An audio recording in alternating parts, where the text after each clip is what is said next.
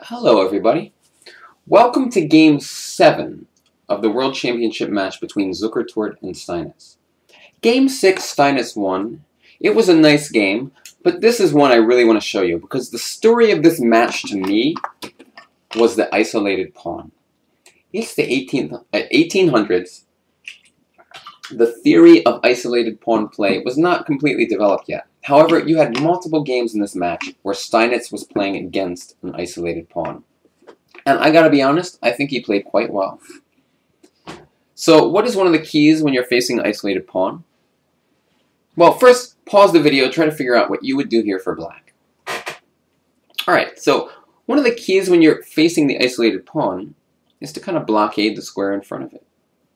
And Steinitz, I think, played a really nice multi-purpose move. He played the move knight e7.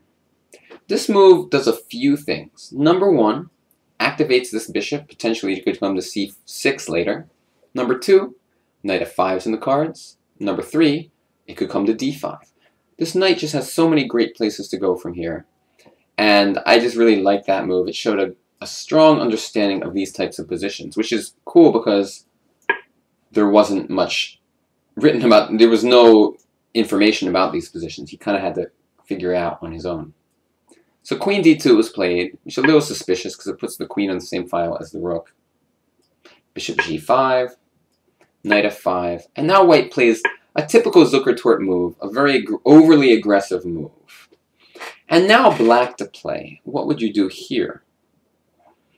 Steinitz plays another nice move. The white king has just totally opened himself up. I mean, honestly, I think we can do a lot of things, and we're pretty comfortable here because this pawn on g4 is not looking so good.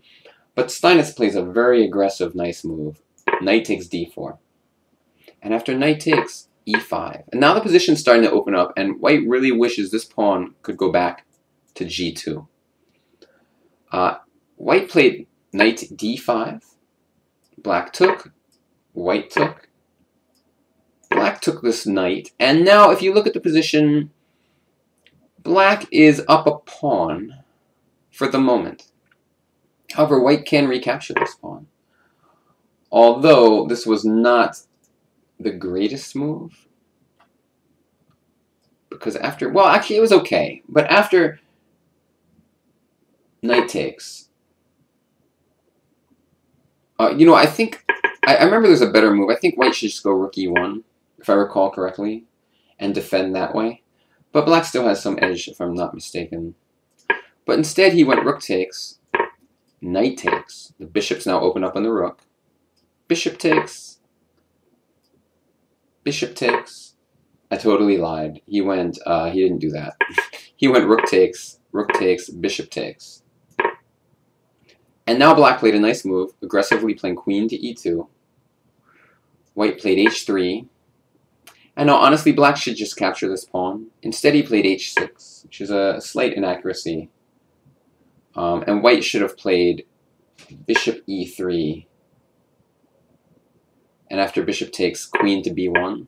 Because now we're attacking g6 due to the pin. And we're also threatening bishop takes b7. But alright, he played h6, and white did something else. White played bishop to c4, attacking the queen.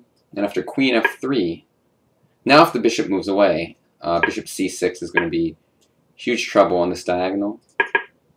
He went queen e3, queen d1, king h2, bishop c6, getting the bishop out of attack from this queen, and then we're still attacking the bishop on g5. And so after bishop e7, black played a cool move here, although almost everything is winning. But black found the move bishop to e5, check. If queen takes, queen here, f. If king here, we win the... Actually, this is checkmate. Checkmate.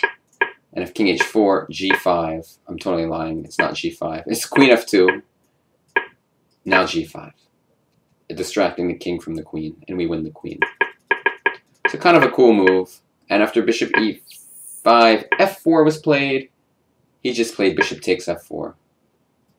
And after queen takes... I don't remember if he resigned yet. No, he didn't. Queen h1, king g3, queen g1, king h4,